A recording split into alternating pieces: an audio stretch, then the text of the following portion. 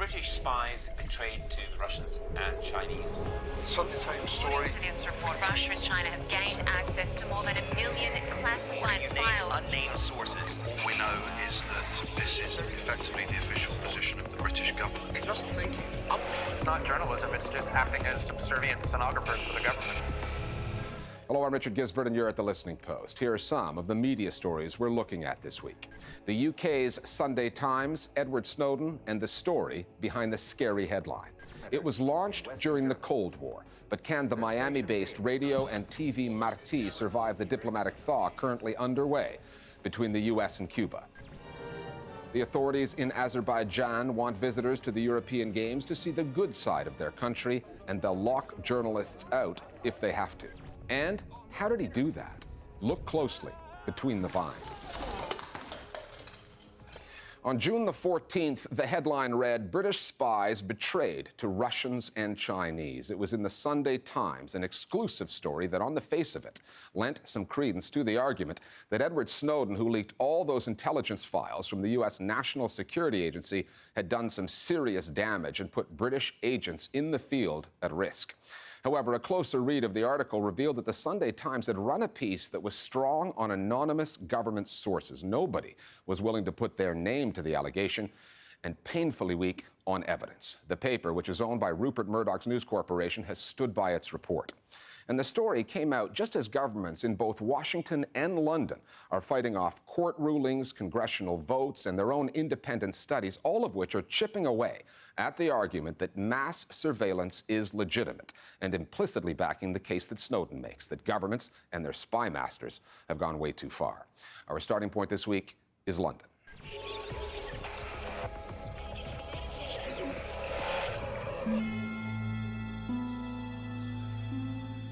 It was a story of betrayal, allegations from anonymous sources that British intelligence agents had to be pulled out of hostile countries for their own safety because they had been exposed by Edward Snowden. The headline in the Sunday Times was bold and unequivocal. The reporter, when interviewed on the story, asked about how he knew what he reported was not. Well, I mean, I thought this interview was laughable. I mean, it's one of the worst interviews I've ever seen any journalist give on TV ever. It's very difficult to say anything with certainty. We don't go into that level of detail in the story. Almost every single question that he was asked in regard to can you substantiate this, can you substantiate that, his answer was... Well, I don't know. We don't know. Sorry to just repeat myself, George, but we don't know. Well, maybe he should get an award for bravery by going out there, because all he could say was... We just publish what we believe to be the position of the British government at the moment. What else could he say? He could have said, we have very good sources, we've checked it out amongst a lot of people, put it into context, why they're writing this story now, but he couldn't, he didn't. That interview was extraordinary because it really just illustrated how hollow and terrible the story in itself was, because there was nothing behind it, there was nothing to back it up. It is the standard practice of the British government never to confirm or deny any allegation that is made about intelligence in respect of our national security. So you say short on detail, what kind of detail would you expect? So please don't come to me with stories of Edward Snowden being a good guy and the Sunday Times and the British establishment being bad guys. A spokesperson for the Sunday Times said, "We reported what various reliable and well-informed sources from within the government told us. This story was responsible journalism and another example of the Sunday Times setting the news agenda." Whether the paper was setting the agenda or just had one of its own, other news outlets followed. And not just those owned by Rupert Murdoch's News Corporation, such as Sky News and the Wall Street Journal, which instantly accused Snowden of assisting dictators while harming defenders of democracy. The publicly owned BBC led with the story, despite the protests of one of its own guests. And if I may say so, Kevin, I think it's extraordinary that the BBC this morning is leading on a story where there's simply no evidence that it's actually true at all. Reuters, a major news agency, ran with the Sunday Times story without taking issue with the sourcing or the journalism. The New York Times then published the Reuters story on its site. The Washington Post eventually published a blog questioning the Sunday Times' methods, but only did so after publishing that same Reuters article. The story rifled through the media food chain, Al Jazeera English included. Edward Snowden's supporters have always maintained he acted in the public interest, but these latest accusations will strengthen the argument among his critics that in fact he's always posed a threat to the national interests of countries such as the US and Britain. Usually the media is generally quite terrible at doing a proper job of dissecting these hatchet job kind of stories. The online news sites and the ones that do the kind of aggregated reporting churned it out immediately as if this was verbatim truth, handed down by some god, this could not be questioned possibly. But after a few hours, the next day, there was quite a lot of good sort of sceptical reporting on it. There certainly has been rhetoric around Snowden's actions that have been hyperbolic. This quote from the Sunday Times article that said Snowden had blood in his hands was a bit overdone. There's no evidence of that. I think that's a pretty scurrilous charge to make without any real evidence behind it. Whether he's a traitor, whether he's committed treason, those are fair questions to raise. There's a little bit of hyperbolic rhetoric around this. Nonetheless, I don't think that's what's dominating the narrative or dominating the debate about Snowden. Your suggestion seems to be the story was rubbish. It was then picked up by the Murdoch press.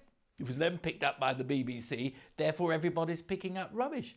I turn it round to you and I say the story was a good story, it was a solid story, and it was entirely convincing and plausible. That's why the rest of the media picked it up. There is the current political context to consider. Not only has the US Congress recently voted away some of the NSA's surveillance powers, but the Cameron government's own official reviewer of anti-terrorism legislation called for British surveillance laws to be reformed with judicial oversight that has been lacking. That report came out June 11th. The Sunday Times story went to print just 3 days later.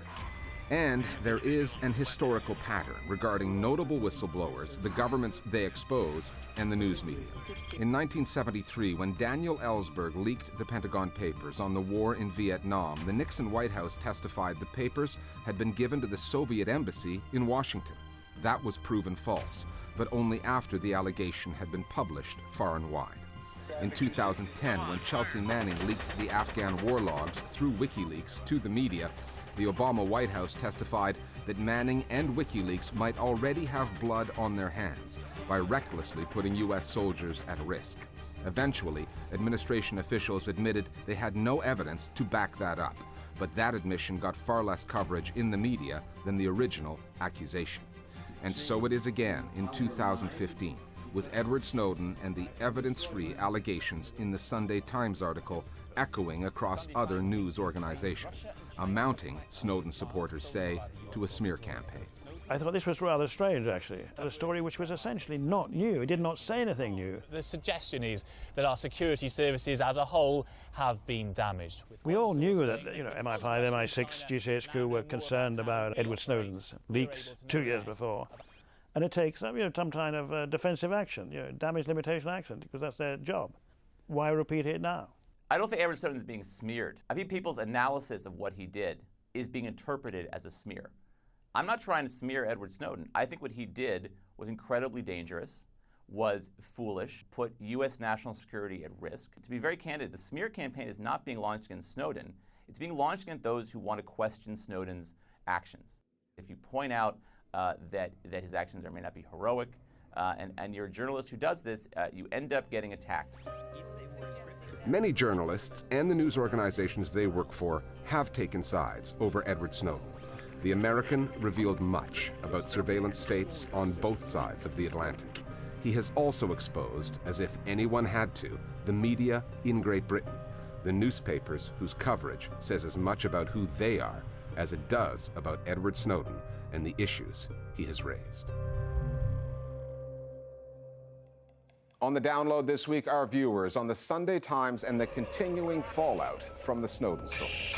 Last week's Sunday Times article on Edward Snowden really exemplifies the ways in which journalists, particularly those working for large and established news organizations with conservative agendas, can absolutely push the narrative that security agencies are trying to create, even when there is very limited evidence in the press. helps politicians justify ever more repressive measures in terms of surveillance, and the whole cycle continues, pushed and enabled by compliant journalists.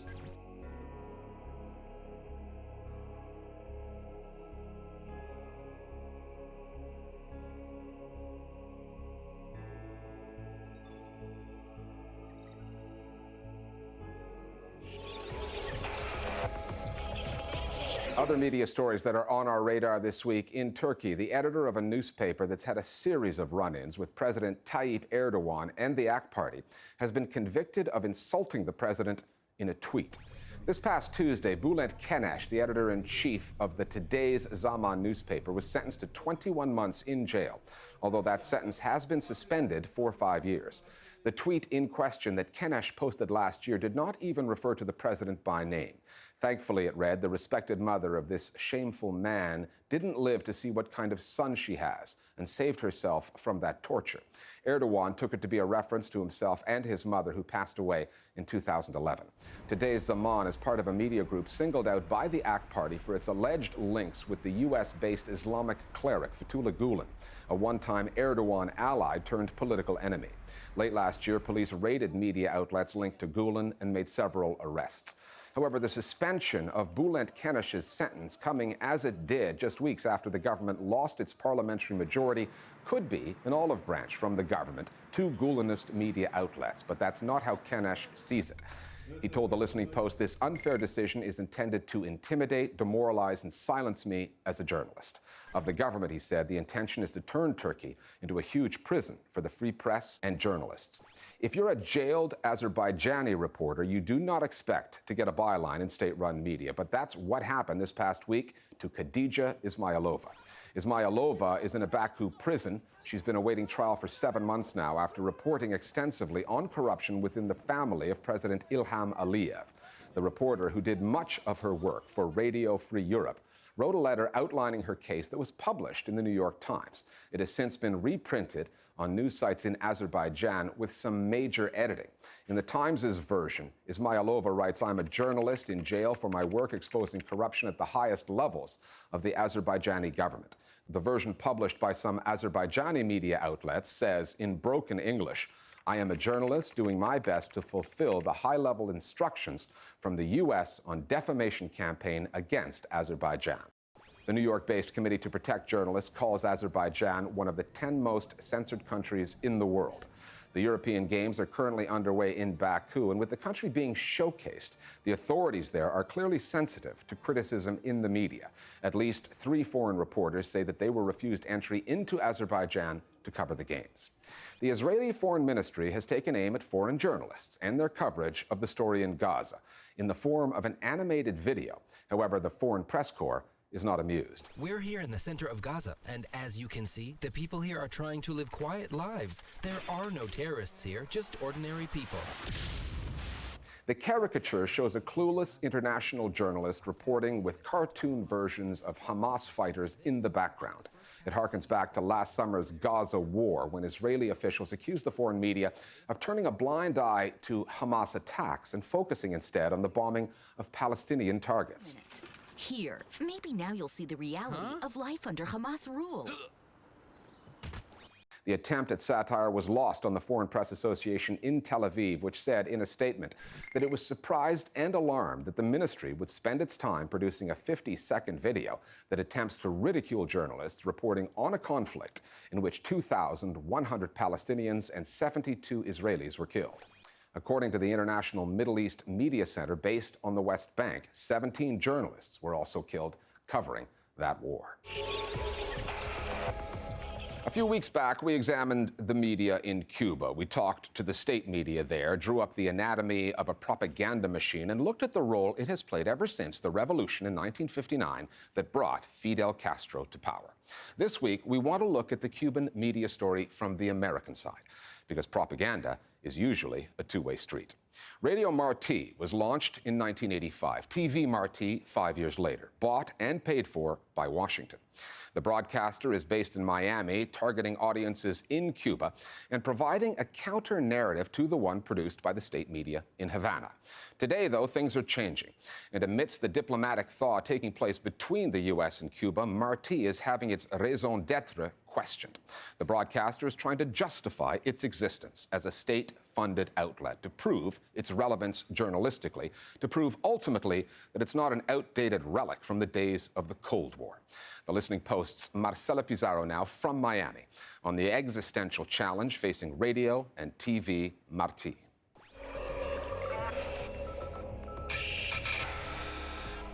Transmitiendo desde Cuba, territorio libre en América. Tune into a state broadcaster in Cuba and you hear one story. A story about unity, sacrifice, and revolution. Las voces que forman parte de la historia y el presente de nuestra revolución socialista. Tune into the version being beamed into Cuba out of Miami. Noticias objetivas y programas de información sin censura. And you'll hear another story, a different narrative about privatization, entrepreneurship, and freedom to speak, to buy, to travel. Las cartas de invitación de alguien en el extranjero que costaban hasta $200 en un país con un salario promedio de $20 al mes. Radio Marti. This is Radio and TV Marti, a US government-controlled broadcaster based in Miami, transmitting to an audience in Cuba, targeting those sacred cows the Cuban state and its media have tried so hard to preserve, the socialist ideals of free health, education, and housing. Watch Marti, and those ideals are in a state of crisis. For example, the idea of the healthcare system. It was considered one of the pillars of the revolution, the free access to health. But by the several reporters that we have working for us on the island, across the island, we see that reality for everyday folks of access to good medical health is limited. Las pruebas más fehacientes de que la salud pública en Cuba no es exactamente lo que el gobierno castrista ha querido exponer ante los ojos del mundo. I believe that the job of a journalist is to also become a watchdog of the authorities. Only that this watchdog has never been an independent one. Radio Marti was set up in 1983 by the Reagan administration, followed in the early 90s by TV Marti. The government also created an Office of Cuba Broadcasting to manage and oversee the Marti network. The OCB says it ensures that Radio TV Marti's news output is, quote, accurate, objective, and comprehensive. Cuba was not a unique target for the US's media forays. In the Cold War era, media was a key propaganda tool in the fight against communism. This station daily pierces the Iron Curtain with the truth. But Cuba has always been in a different category, its proximity to its enemy making it much more of a target. The mission is clearly stated. It is a government broadcaster, and so its job, its duty, its responsibility is to broadcast the government policy in Cuba. We're about Article 19 of the Universal Declaration of Human Rights, which is about the right of people to have information, to decide their future, right? It's not to overthrow the Castro regime. It's none of that. It's about the free flow of information. Imagine if Cuba suddenly had enough money to waste and started producing programs that they would try to put into the United States to influence the American public. Would that be allowed? This is propaganda. It's a government trying to undo your government. If you were to ask me, has any of this worked? The only thing that has worked is upsetting the Cuban government. That's it. That's all they've accomplished. For the past 30 years, Marti has broadcast a concentrated version of a narrative that's dominated the US news space on Cuba, a pro-embargo, anti-Castro line. But things are changing, and as US-Cuban relations warm, a new news narrative is emerging, featuring buzzwords like détente, rapprochement, dialogue. The question is whether Marti is going to reflect those shifts or risk becoming a relic of the past. Picking up on that, President Raúl Castro called for the closure of the channel as a condition for normalizing relations with the US.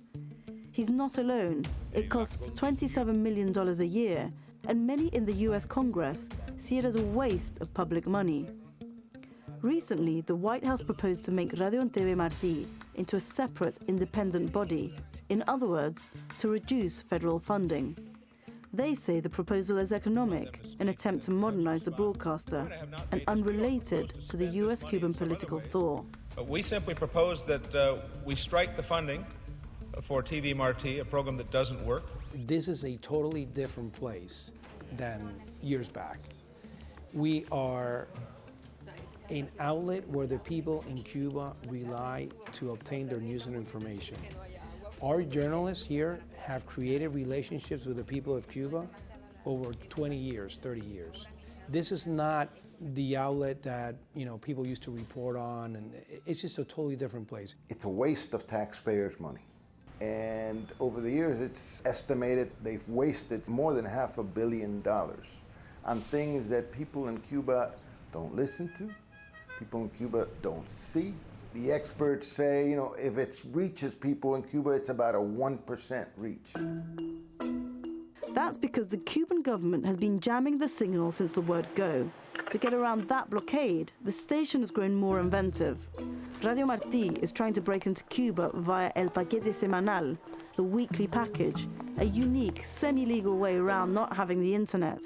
External hard drives passed from person to person, containing TV shows, films, and a few news programs. It arrives in Cuba once a week. Nobody knows exactly where it comes from or who has the original version, but it's huge. While Radio Marti had been sort of historically, let's say, having problems with the audience, I think TV Marti may be getting more and more foothold because of the other new means of delivering the information. I think that we're very important in this process of transition, and we have to remember that Cuba has been under one rule for more than 50 years, under one party, and this process of normalizing the diplomatic relations will take time.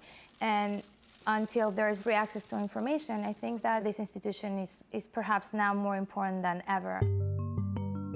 Defiant words, but they fail to take into account the winds of change blowing from Washington through Florida and across the Caribbean Sea to La Habana.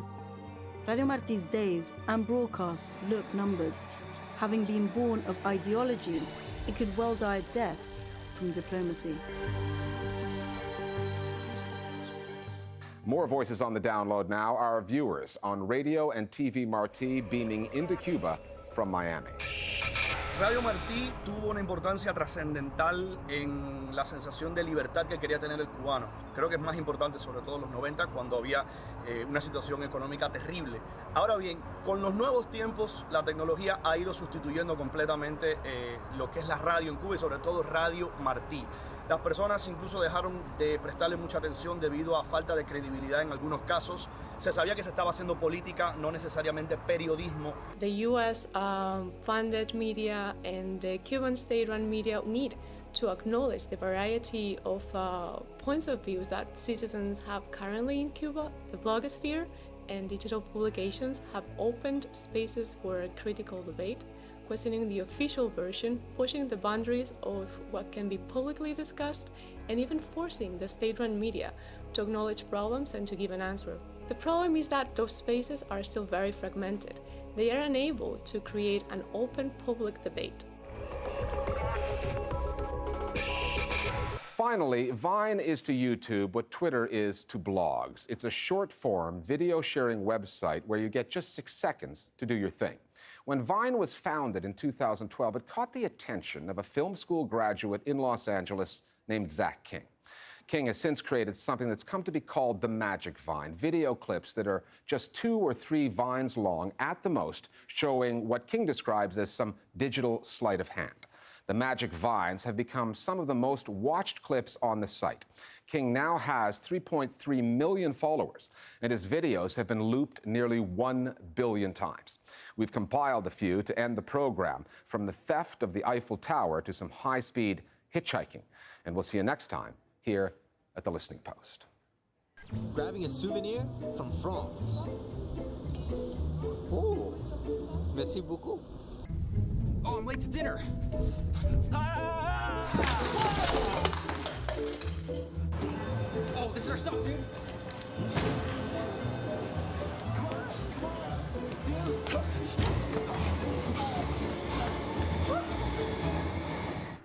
This is our hitchhike.